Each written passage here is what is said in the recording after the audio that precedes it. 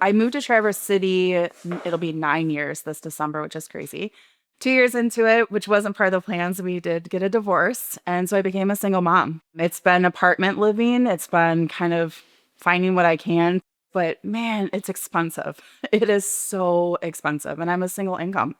So it's been very kind of like rob Peter to pay Paul. I work full time. I work side jobs, like anything I can do for my kids and I. And it's still, you're scraping by a lot of times. This can be your room if you wanted it to be your room.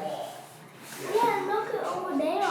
When Elliot was younger, we were living with my parents, and then we decided to finish Jake's parents' basement so we could live there. And so we moved back in with my parents, and that's where we're at right now. Well, at first, one of the biggest struggles to getting our own home was my credit. I didn't have any credit. We were living in Iowa. We moved back in 2010. We didn't have housing at that point. We lived with my mom and dad. It was a tight squeeze. My parents live in a bi-level home with one bathroom. So to have them, us, and 3 little girls, it was a little chaotic. A common theme is people that feel kind of hopeless because of maybe previous decisions or things outside of their control. They don't really feel like they qualify or can qualify for a home. We were pretty desperate to find something. I don't think some of them really think that they deserve a home. I had a friend, she kept telling me about Habitat. So I was like, oh, Habitat? We're not for Habitat. You know, that's one of the things that I love about my job is the fact that I get to instill hope in these people. They're not just handing me this house. Like there's a lot that has to go into it. We had to do these classes, the home buyer class and how to buy a house and learning things about home ownership. I did really enjoy that. I mean, it all just happened so fast, and so one day there might be a dozen volunteers that would come and descend on the house, and so the people, telling the girls, it's not just us and a couple workers, it's many people from the community that put work in to make our house happen. I started working with Habitat when I was 35 years old. So I'm 78 now, so it's been a few years, 4 decades. I think we've been very fortunate. We're trying to help people that haven't been as fortunate. And I think building the Habitat houses gives these people a chance to enjoy the American dream. I haven't been on the receiving end a lot in my life, so it's been very humbling. It really has. And like just watching you cut floor today. I love volunteers. It's my background, but it's like when it's actually you're the one influenced by it and you're the one that's receiving the benefit, it's a whole other level. And I knew I was going to cry. I legit almost started crying when you went on the floor this morning. Yeah, it's absolutely phenomenal what people do. It was like a personal mission of theirs, the amount of care as though it was like for a family member.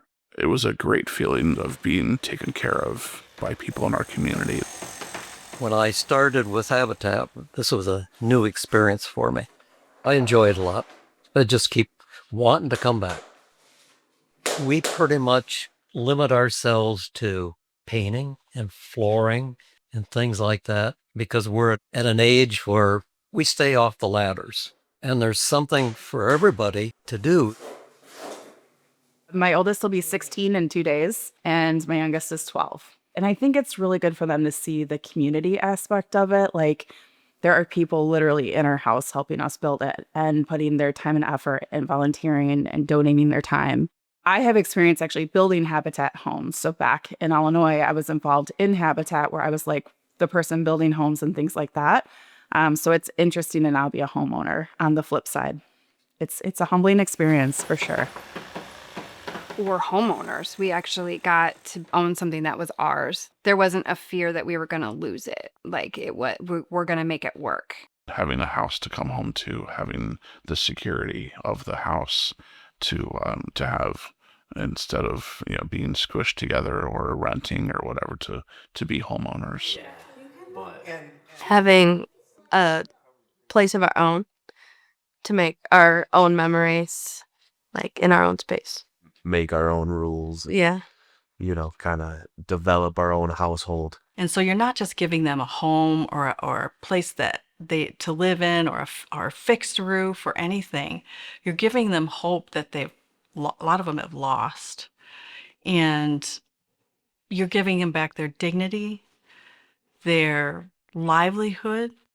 I mean, there's just such generational impact. It's not just about that person.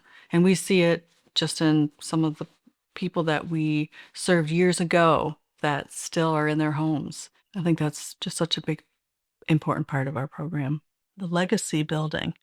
Like, ask me 6 months from now and I'll probably be sobbing for days. Like, it's just a cool experience to overall. Yeah. Very, very pleasant experience for the most part, except crying. Being here for Thanksgiving and Christmas and just being able to just have our own Christmas traditions here with our family. And without this house, we don't know what that would look like.